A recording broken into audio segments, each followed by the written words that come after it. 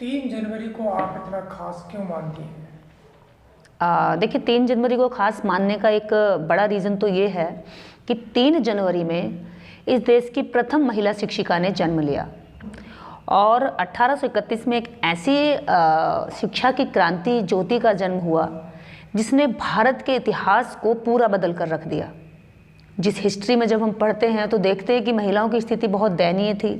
उनके जीवन का कोई मूल्य नहीं था, उनके जीवन का कोई महत्व नहीं था। सिर्फ अगर उनका यूज़ था तो सिर्फ इतना कि वह पति को परमेश्वर माने, उनकी सेवा करें, बच्चे जन्म करें, और सिर्फ प्रजनन के लिए महिलाओं को इस्तेमाल किया जाता था, या दासी बना करके घर के काम सेवाओं के लिए इस्तेमाल किया जाता था, या फिर मनोरंजन के लिए इस्तेमाल किया जाता था। राजा महाराजाओं ने महिलाओं को सिर्फ उपभोग और मनोरंजन का सामान, वस्तु माना। धार्मिक शास्त्रों ने भी महिला को हमेशा इतना ही दर्जा दिया कि वह सिर्फ इसलिए काम आए कि घर का जो कुल है, वंश है, उसको चलाने के लिए वो लड़के को जन्म दें। लेकिन माता सावित्रीबाई फूले ने कहा कि नहीं, महिला शिक्षित होकर के समान अधिकार प्राप्त करके आपके बराबर चलकर आपका साथ और सहयोगी बन सकती है।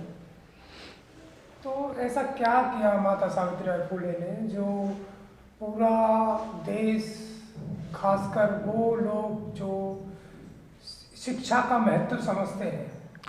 देखिए, जो शिक्षा का महत्व समझते हैं वो शिक्षा की जननी और शिक्षा के लिए त्याग और काम करने वाली माता सावित्रीबाई फूले के योगदान को भी समझते हैं। और जो शिक्षा का महत्व नहीं समझते वो माता सावित्रीबाई फूले को भी नहीं समझते, वो तो फिर कुछ भी नहीं समझते। उनके लिए जब एजुकेशन मैटर नहीं करती तो फिर एजुकेशन के लिए काम करने वाले लोगों को भी उनकी लाइफ में उनका कोई महत्व नहीं है। तो हमें लगता है देश के अंदर जितने भी लोग शिक्षा को महत्व देते हैं वह शिक्षा की देवी माता सावित्रीबाई फूले को भी महत्व जरूर देते हैं। तो माता सावित्रीबाई फूले जी ने ब्राह्मण बेटियों को भी, जो ब्राह्मण समाज से आती थी, उन बेटियों को भी पढ़ाया था। लेकिन आज कोई भी ब्राह्मण महिलाएं माता सावित्रीबाई फूले का नाम क्यों लेना पसंद नहीं करती? देखिए, दोष यहाँ पे महिलाओं का नहीं है। महिलाओं को कहीं ना कहीं धार्मिक कर्मकांडों में इतना उलझा कर रखा गया है कि उनको बता दिया कि आप इसके अलावा कुछ खास करने की आपको ज़रूरत नहीं है। उनको शिक्षा के क्षेत्र में काम करने वाली माता सावित्रीबाई फूले के बारे में बताया नहीं गया, पढ़ाया नहीं गया, कभी समझाया नहीं गया। तो कारण यह है कि वो अपनी असली उद्धारक जो उनके जीवन में जिसने परिवर्तन किया उसके बारे में जानती भी नहीं है। और अगर जानती भी हैं तो बचपन से लेकर जवानी तक, बुढ़ापे तक उनके दिमाग में जातिवाद को लेकर इतना क्या कहते हैं कि बारूद भर दिया जाता है कि वह अपने उद्धारक जिसने बच्चियों के लिए एजुकेशन का क्षेत्र खोला, उस फील्ड में सबसे ज़्यादा मेहनत की और ताने भी झेले, लोगों की बुराइयां झेली, अपमान भी झेला। और प्रथम पाठशाला जब सावित्रीबाई फूले खोलती हैं तो उसमें लगभग 8 बच्चियों में से 4-5 बच्चियां ब्राह्मण समाज की होती हैं। तो वह तो एक अच्छी इच्छा और अच्छे विचार के साथ काम कर रही थी, उनके मन में तो जातिवाद नहीं था। लेकिन काम करने वाली एक ऐसी महान विभूति के साथ भी लोगों ने जातिवाद किया, क्योंकि उनको इसलिए सम्मान नहीं दिया गया, इसलिए आज उनको पढ़ाया नहीं गया, उनके बारे में बताया नहीं गया, क्योंकि वो इस देश के शूद्र वर्ग से आती थी।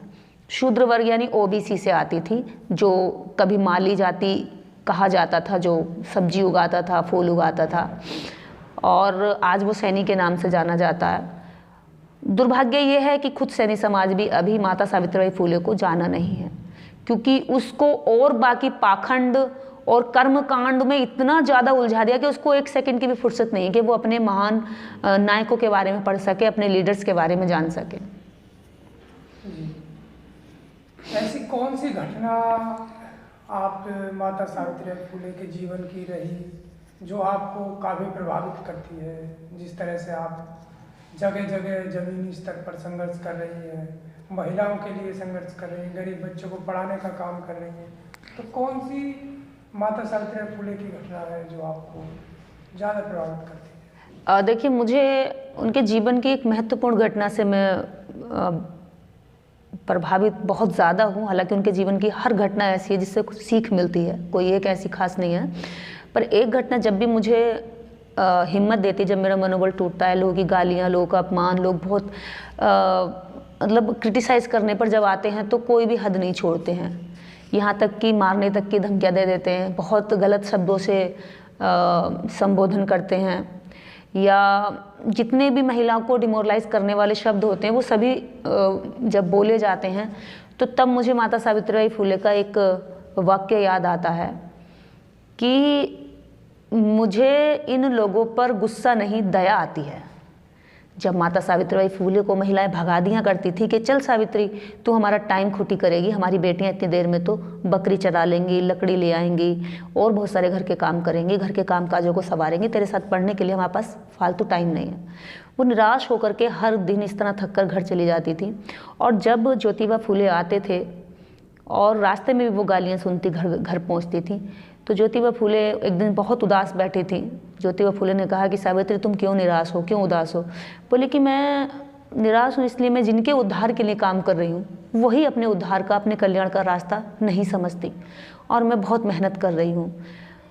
तो ज्योतिबा फुले ने कहा कि अब तुम क्या चाहती हो? क्या अब तुम इनको नहीं पढ़ाओगी? क्या तुम हिम्मत हार गई हो?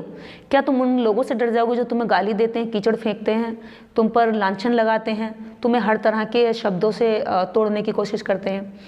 तब माता सावित्रीबाई फुले कहती हैं कि मुझे गुस्सा नहीं आता, मुझे दया आती है उन लोगों पर भी जो अपने कल्याण का मार्ग नहीं समझ पा रहे हैं, इन बेटियों पर, इन महिलाओं पर भी कि ये नहीं समझ पा रही कि शिक्षा इनके जीवन के लिए कितनी महत्वपूर्ण है।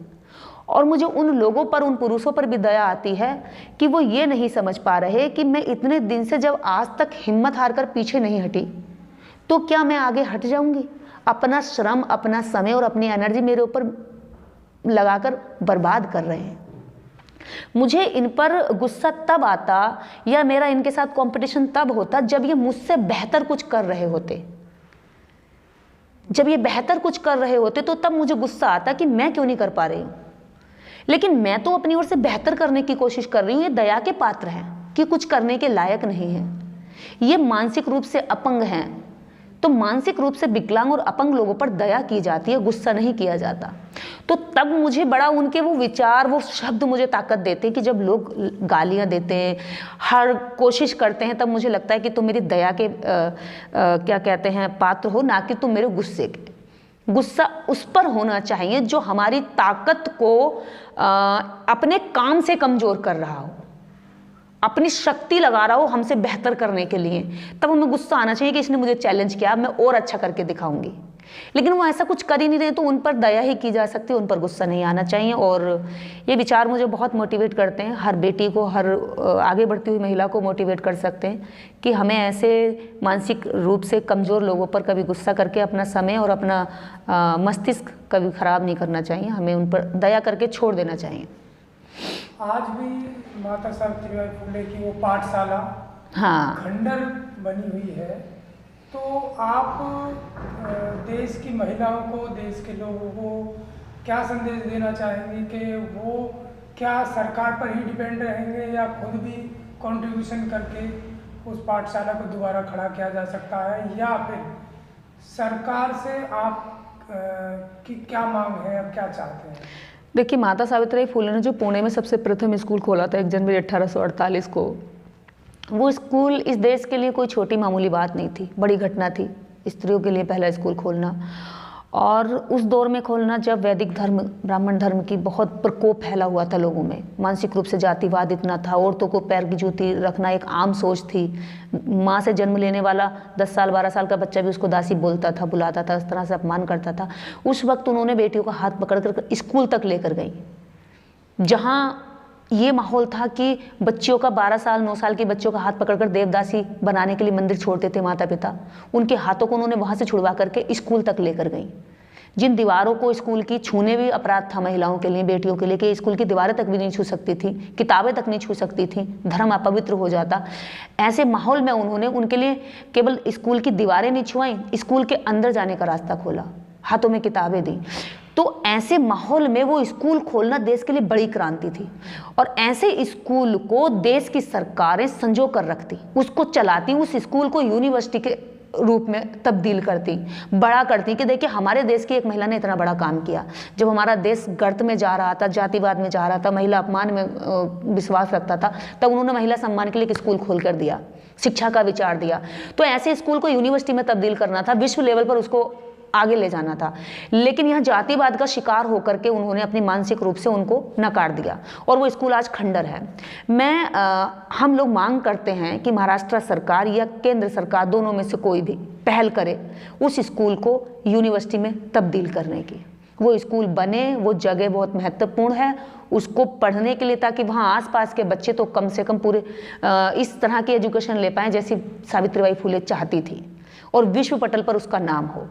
अगर सरकार अभी नहीं करती है तो मैं इस देश के उन लोगों से अपील करूंगी जो माता सावित्रीबाई फुले के काम को महत्व देते हैं, जो अपनी बच्चियों को पढ़ाने में महत्व देते हैं, जो ये समझते हैं कि बेटों के साथ बेटियों को पढ़ाना भी जरूरी है।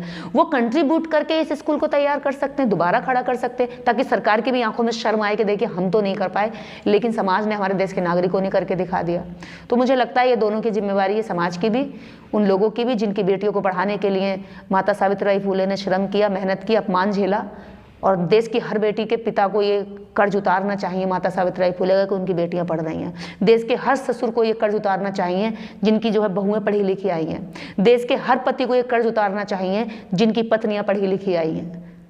देश के हर उस बुजुर्ग को कर्ज उतारना चाहिए जिसके घर में 4 महिलाएं और चारों शिक्षित हैं।